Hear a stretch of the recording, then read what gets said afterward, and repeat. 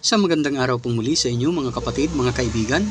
Muli po nandito si Balintataw ng Agila upang kayo po ay handugan ng isa na naman pong tula. Ang pamagat po ng tula na aking bibigkasin, Kaisahan ang Panalo. Ang sabi ng Panginoon, anong saya at ligaya, lahat ng magkakapatid makita niyang sama-sama. Sama-samang nananahan, lubos sa pagkakaisa, iisa ang pag-iisip, isa rin sa pagpapasya. Ayaw ng Diyos na makitang watak-watak, kontra-kontra, at mayroong kampi-kampi sa lahat ng lingkod niya. Kahit noong una pa man napupuot na ang Ama, kapag mayroong ipinasya at mayroong di nakiisa.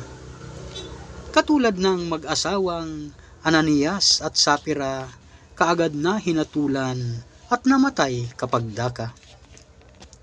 Mabigat na kasalanan ang di pagpapahalaga sa pasya ng sugong lider na sa atin na mamahala. At kahit na sa pagbuto mayroon pa ring utos ang Diyos na dapat na isagawa ng lahat ng mga lingkod. Dapat daw na magkaisa, dapat tayo ay malubos sa isa lang na paghatol upang siya ay malugod.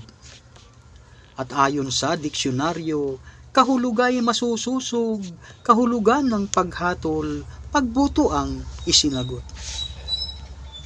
Huwag nating bibiruin pagkat ito'y mahalaga. Dapat tayo ay bumuto na mayroong pagkakaisa. Kung ano ang ipinasya ng ating namamahala, di na dapat na magtanong, di na dapat mag-usisa.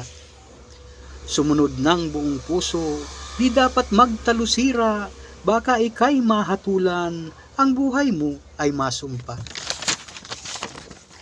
Sinasabi ng marami, tayo'y walang kalayaan, na masunod ating nais, pagpili ng ihahalal. Ang sabi ng Panginoon, pagsunod sa kanyang aral, yun ang lalong mahalaga at mayroong kalayaan. Kailan pa man at mayroong kampi-kampi sa samahan, kaisipan niya ng dyablo, ang nais ay kaguluhan. Kung tayo ay bumubuto, di para sa kandidato, kundi dapat na masunod ang turo sa Ebanghelyo. Kung sakaling ang napiling kandidato ay natalo, kung tayo ay nagkaisa, tayo pa rin ang panalo. Wala tayong pakialam kung sino man ang nanalo, pagkat tayo'y sa pagsunod sa Diyos na itinuro. Huwag tayong magtatampo kung ang napagkaisahan, di nasama sa napili kandidatong kaibigan. Wag na wag mong isisingit pangalan ng kaibigan, ya'y tahasan na paglabag dun sa ating kaisahan.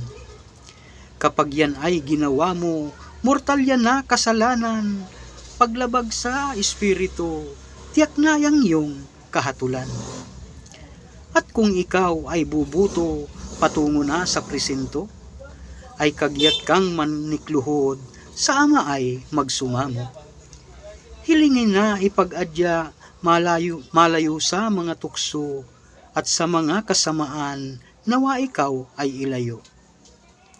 Bigyan ka ng katatagan, masunod ang kanyang gusto, kaisahan ay malubos, kaisahan ang manalo. Salamat po.